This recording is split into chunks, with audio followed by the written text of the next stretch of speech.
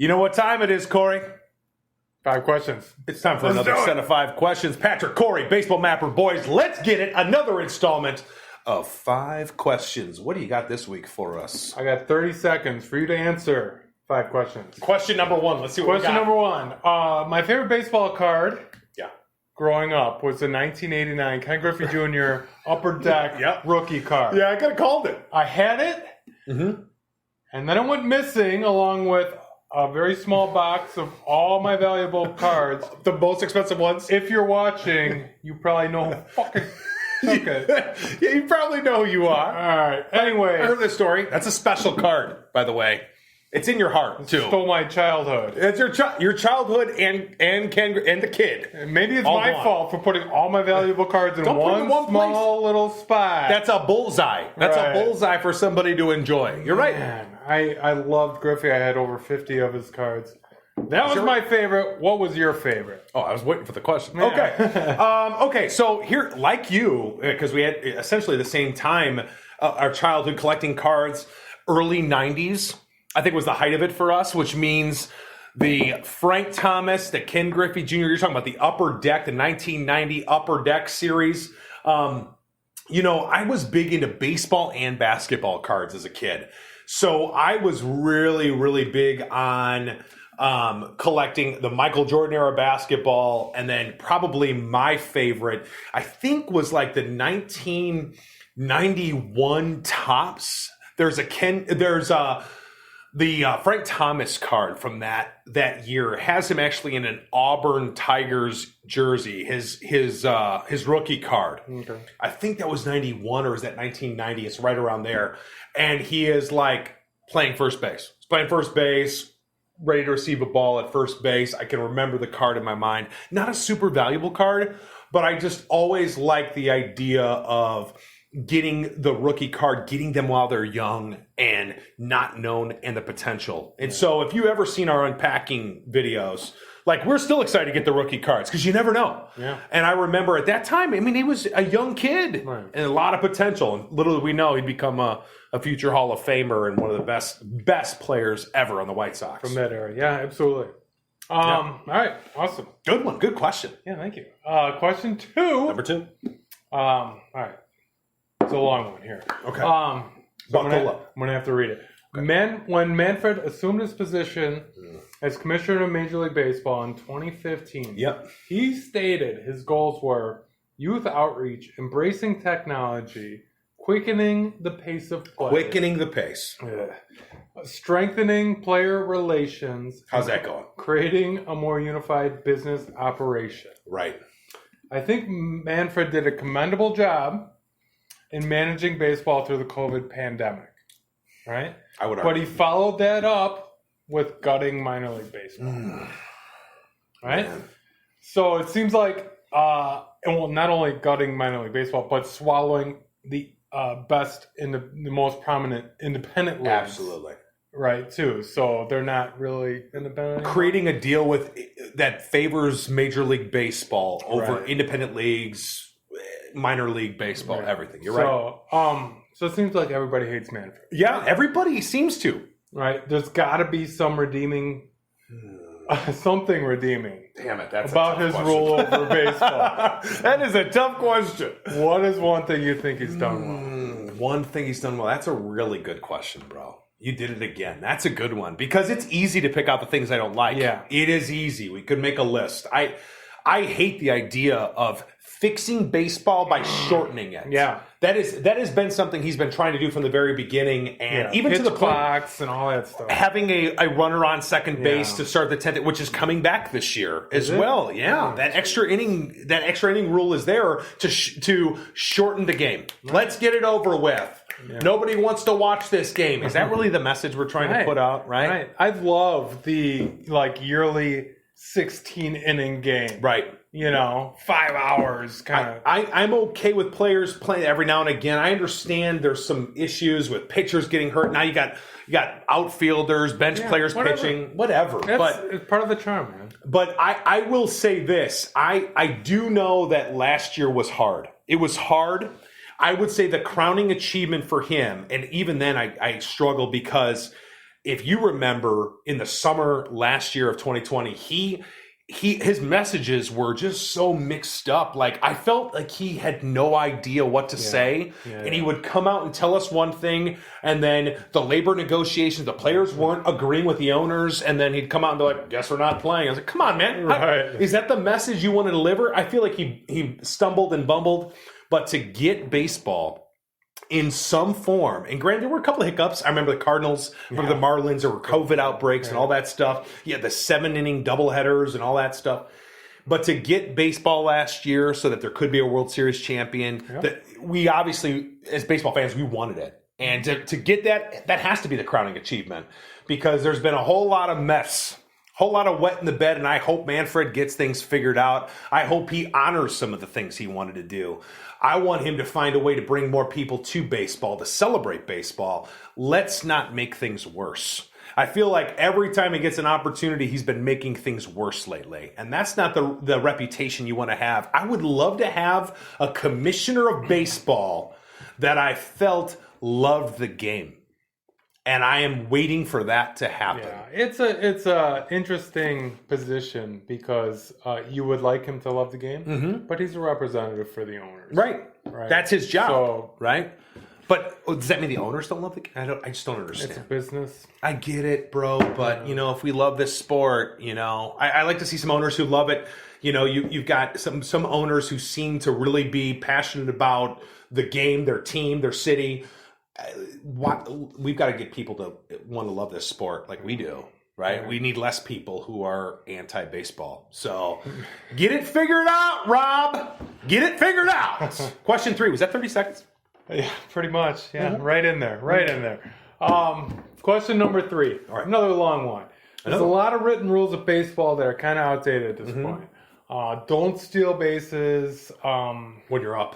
Swing at 3-0 pitches, or otherwise run up the score when you're ahead by a large margin, right? Don't steal bases or strut a home run when behind by a large margin. Pitchers are relieved mid-inning, must stay in the dugout until the end of the inning. Don't step on the pitcher's mound. Yeah, don't touch the chalk lines. Everything.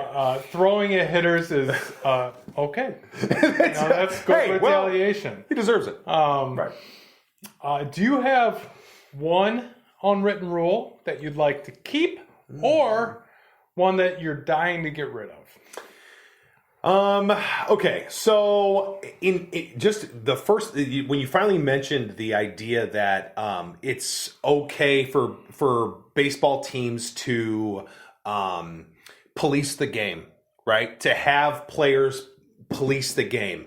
If somebody drops a bat or gives a little bat flip after a home run, they're gonna get hit the next time up. That's a guarantee. I don't know what kind of sense that makes. I feel like it's on the pitcher and catcher to figure out a different pitch selection. Like, let's get him out instead. It should not be let's hit him and hurt him, because then what happens when somebody actually gets hurt, right? Most of the times they don't. Most of the times they just can walk it off, but sometimes there's a fight. Sometimes there's a brawl. We've seen fights that actually have turned into longer-term injuries. We've seen people get hurt. I remember Jeff Samardzija, hurting a teammate or something. People get stepped on. It's just like, I would like to see that part gone. Nobody in baseball really wants to fight anybody. I think it's a joke when they get out there and actually pretend to. And everybody acts super tough. You're a pitcher. You have a baseball in your hands. You could hurt anybody at any given time. I just don't think that's the right response when you see a player bat flip on you. I think that would be something I'd be glad that baseball got rid of. It's just no good can come from it. All right. I completely disagree. I think hitting batters is the players policing themselves. And once they choose that they don't want to police themselves in that way, that's on them. But I don't want to take away that mechanism for the players. For the players to be able to police themselves. Otherwise, you end up with commissioners issuing fines and suspensions and stuff that seem, out of proportion with and unnecessary when it can be handled amongst the players themselves. They can handle it. I just don't know if that's the best way to handle it. And I think they should figure a way to get around that. A bruise on your ass isn't, If they hit their ass, what if they don't? Yeah. Or they miss completely, player gets upset, charges the mound, and now the bullpen's out, and now a pitcher gets trampled. Don Zimmer gets tossed by Pedro Martinez. I mean, why? That's what it is. Yeah, let Don Zimmer, to hell with him. Right. No, bless his heart. Rest in peace. Anyway, the beer this week. It's a little bittersweet, I heard. So you picked up beer this week from... So Connor plays in Barrington. Right. Our buddy Matt got married at Wild Onion. Wild Onion. And so really I picked up beer popular right next door to there. Yeah, one of the earliest microbreweries in our area. Yeah, absolutely. And pretty big. I think they may have a second location. They've got a whole separate building for their brewery. The production. Really popular place. So I brought in my growler and my howler as per usual. Right. Got it filled up. As these other breweries here, I usually ask for a sticker so I can give them a shout out. In this case, as was different from all the other ones here, they charged me for the sticker. They're nice stickers. They're really nice stickers. High quality. Matte laminate. We like them. Yeah, I paid for those stickers. But you gotta pay for those stickers. Shout out to Wild Onion. Right. But that wasn't my only problem. When I get the growlers and howlers filled, typically I get a new cap, and the cap is sealed. Seal it so we can keep it for the recording. In this case, we ended up missing last week, so it sat in my fridge for a week and a half, so I was sort of worried. So I had to put my own saran wrap You're not a brewer. It. You're not a brewer, dude. Come on. You shouldn't have to do all that. So, strike one, I had to pay for the stickers. Strike two, I didn't get a new cap. And strike three wasn't sealed. So, however, the beer is fantastic. Right. A little bittersweet, right? Yeah. A little bittersweet. So it is still good beer. Yeah. St. Puff, man. That's a brown ale with marshmallow. Yes. Damn, that's a good beer. Right. They found a way to our heart. I don't know how they did it. Right. Because he was pissed for a week and a half. I was pretty hot. Yeah. But, I'm not a big beer snob, but it just shows... a dedication to your craft when you take the extra step to seal my growler. Do the job all the way. We've been to enough breweries lately. Right. We support our local brewers. You shop local, you drink local, like we do. You go all out, man. Yeah. Let's not do it halfway. So we can pick up a little Stay Puffed at Benny's locally here, and we're going to do just that because it's fantastic. Recommend it. You should check it out if you're in the neighborhood, the Chicagoland area. Get yourself some Stay Puft from Wild Onion. All right. Question 4. Question 4. Let's see what we got. All right. Shorter question. We go on a baseball road trip every year. Yeah. If you could invite one MLB player to come along with us on our road trip and be part of the group, who would it be? There are some interesting personalities in baseball. You think of guys like Trevor Bauer as an interesting guy. I don't know if I would invite him on the trip, but he would be interesting. He just wouldn't go on the trip. I think of guys like Cody Bellinger, I think, is an interesting character. Listen, and when you get a little bit of a taste of who these players are, I think like Blake Snell is a guy who is really down to earth, plays video games, hangs out with his friends. I remember watching something maybe 2 years ago where he's just lives in this mansion and he hangs out with his homeboys, and then he's like, I gotta go to work, guys. I'll see you guys later. I'll see when I get off today. And it's right. Maybe Blake Snell would probably be my choice because he seems so like one of the guys. And now, after what happened with the World Series, he's going to go to the Dodgers, maybe win another World Series. He got kind of pulled out of the game when Tampa Bay. He's going to find out what it's like to be on a team that can't be beat. Maybe his mindset will change. Probably still down to earth. Probably a cool guy. Yeah. For me, I think it depends on where we are. If we're in a big city, New York, even Chicago, something like that, I'm going to want to roll with a Tim Anderson. Big timing? A Kutch. Oh, God. You know, I want somebody who's cool. Oh, damn, he's cool. And you know, I'm going to want to be vibing with. Yep. At 2 a.m., right? Right, exactly. Or especially you walk into a place late at night, he's still got the sunglasses on. Yeah, yeah. We're like, everybody knows him. We're all in this together. Right. McCutcheon, that's a good choice. So, damn. I had longer to think about it. Yeah, you I did. made the question. You did. All right, good call. I think they're both good choices. That's nice, man. All right. Good question. Question 5. Let's wrap it up. Yes. The slogan for the White Sox this year on TV and in print ads is change the game. Change the game. That was last year, too. Yeah. All right. Well, I just noticed it this year. I'm not a Sox fan. All right. You sat in traffic. I'm on with the mindset that the game is pretty damn good and doesn't need to be changed. Doesn't need to be changed. What are some changes do you think the White Sox have in mind with this slogan? This all stemmed from Tim Anderson. Tim Anderson, you know, if you aren't familiar with Tim Anderson, you should be. I think Tim Anderson is a future superstar of the league, and I think baseball in particular is hungry for superstars that they can put the camera on and shine a light on. And, you know, is it one thing that he's a black baseball player and he's kind of highlighting the fact that there aren't enough inner city African-American players in baseball? I do think that matters to him. He really has reached out to Chicago kids. That's a big, important part to him because he didn't come from much from Alabama is where he's from. And so he has a different mindset. He kind of embraces this idea of wanting to have fun and play, and no one's going to kind of take that away from him. I know there was a major concern that Tony La Russa, old school, old rules, unwritten rules, baseball would have a hard time with him, but they seem to be gelling. Everything they say publicly is gelling. He just came out in support of La Russa. Big time, right. Which I think is an important thing at least to do publicly, but I wouldn't be surprised if it's true. A lot of players on that team, guys like Eloy Jimenez, guys like Luis Robert, who are snagging balls in front of Eloy's face because you don't want to worry about him dropping it.